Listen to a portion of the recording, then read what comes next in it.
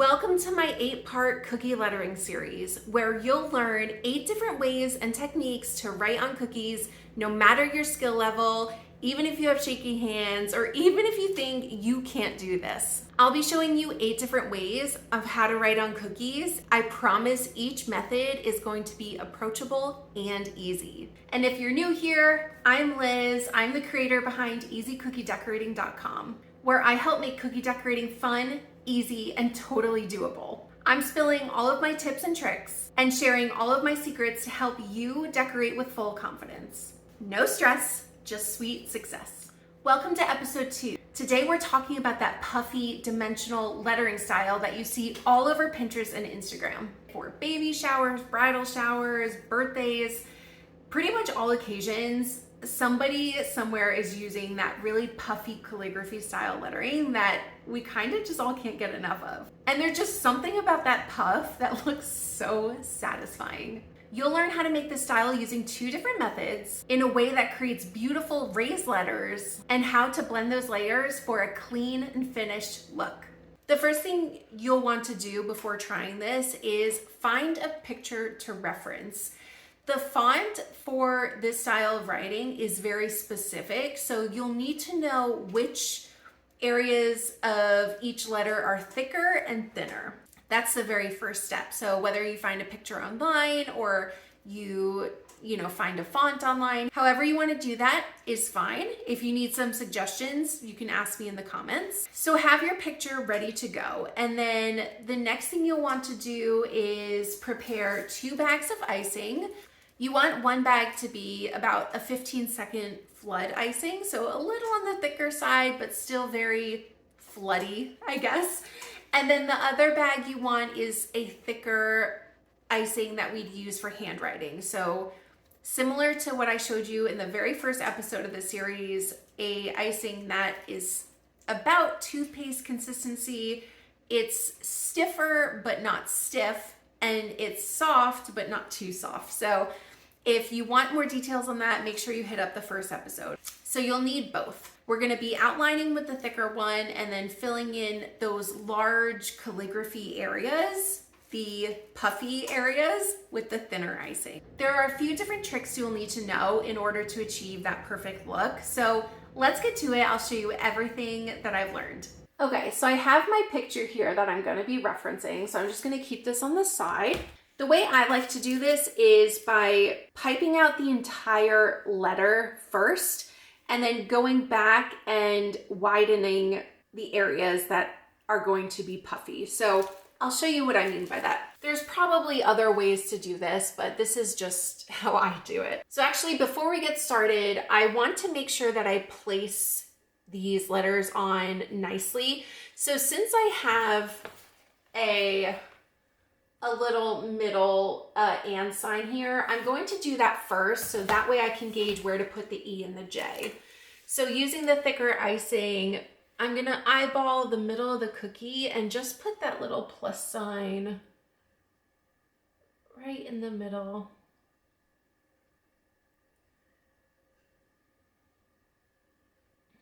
Just like that. Oh, that came out perfect. All right, we're off to a good start. So this E has like a loop at the top. So I'm gonna do this in sections. I'm not gonna attempt to do this in one fell swoop. So I'm just gonna start with this loop. Okay, yes, we're off to a much better start this time. Okay, now we're gonna come down and make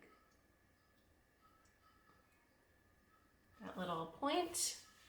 Now we're gonna make the big loop of the E. It comes out a little less squiggly. Yes, okay, that looks so much better. Great. So let's add another line where that calligraphy style puffy part should be. So we're gonna add it there. And then we also have some up here like that. So now we're immediately gonna take our flood and just add not too much. You don't want the icing to go all over the place, but you want to add enough so that it puffs up like that. And then we're going to take our scribe and just kind of smooth out and blend that thicker icing with that thinner icing to kind of make it a little more seamless and make it look like calligraphy.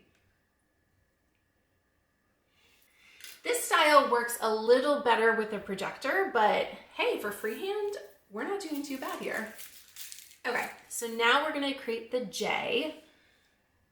And I'm gonna, again, just start with pulling the icing up there like that to make the top. And then we're gonna bring it down.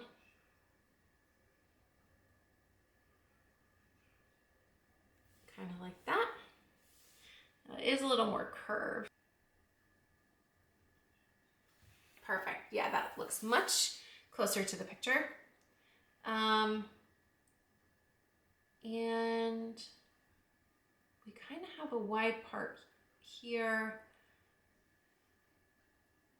I'm just kind of tracing like the whole part it would be. Just thickening that whole area. I'm going to fill that in with our flood. Create that nice little puff.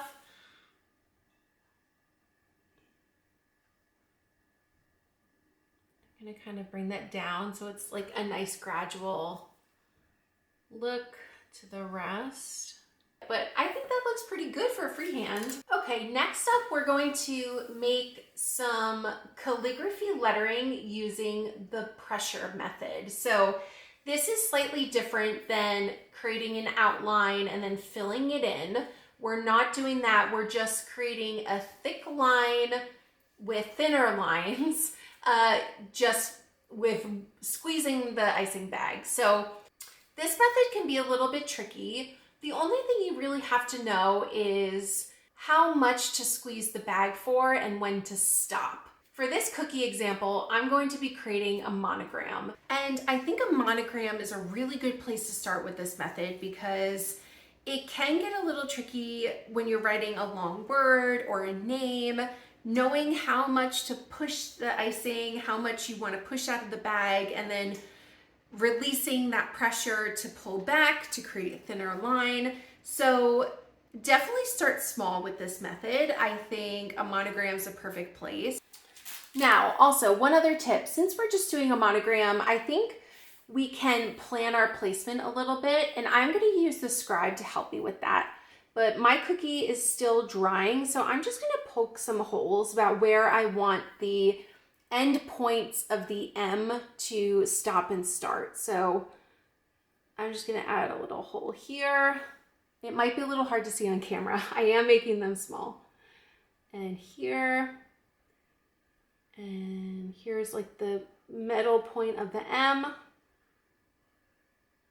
And up here. And then I want that last line to kind of come down and be a little fancy. So I'm gonna end the last tail of the M there. It kind of helps to have that map for placement. For this first line, I'm gonna apply a lot of pressure and make that line really thick. Instead of pulling the icing like we did in the last example from the first lesson, we want to push the icing into the cookie a bit more. So kind of the opposite. Push, push, push, pushing that really thick line, going slow. It's okay if it comes out a little shaky. That is definitely a little shaky, but that's okay. We're going to go back on top, add more icing. We want this line to be really thick because remember, we're trying to achieve like a kind of like a Puffy style calligraphy. We're just going to go in with our scribe and kind of jiggle that icing around, kind of smooth it out. If you have to kind of get those lines to shape up a bit, you can just kind of move them as you need. So, okay, that is one big thick line. So the next line of the M is going to be small. We're not going to apply as much pressure for this at all. We're just going to apply a little pressure, and I'm just going to guide the bag to that center point that I made. So right there, like that, very thin. Now this next line is going to be again on the thicker side, so I'm going to push out that icing and kind of slowly drag, slowly drag that up, go back over it if you have to. We're going to get that a little smoothed out with our scribe. Like that. Okay, and then this last one, we're just going to do another thin line. So I'm just gonna clean off my tip here and then just drag. Now this time I'm gonna pull the icing. I'm not pushing it into the cookie. Just kind of gonna drag that down like that. And there's our little calligraphy pressure style puffy letter monogram. When it comes to puffy lettering, this is a technique that I do like to pair with a projector. But like I said, we are just kind of honing in on this technique right now. So I didn't want to introduce any other technology or tools to learn the essentials of puffy lettering. There are a couple of other tips you should know about this style as well. One, this technique is prone to cratering. So because we have that thick layer of icing, not necessarily in consistency, but just like in volume, sitting on top of the cookie, what can happen is the flooded layer of the cookie, if it's completely dry, will soak in the moisture of that puffy letter area. So it can create craters in those puffy areas, which we don't want.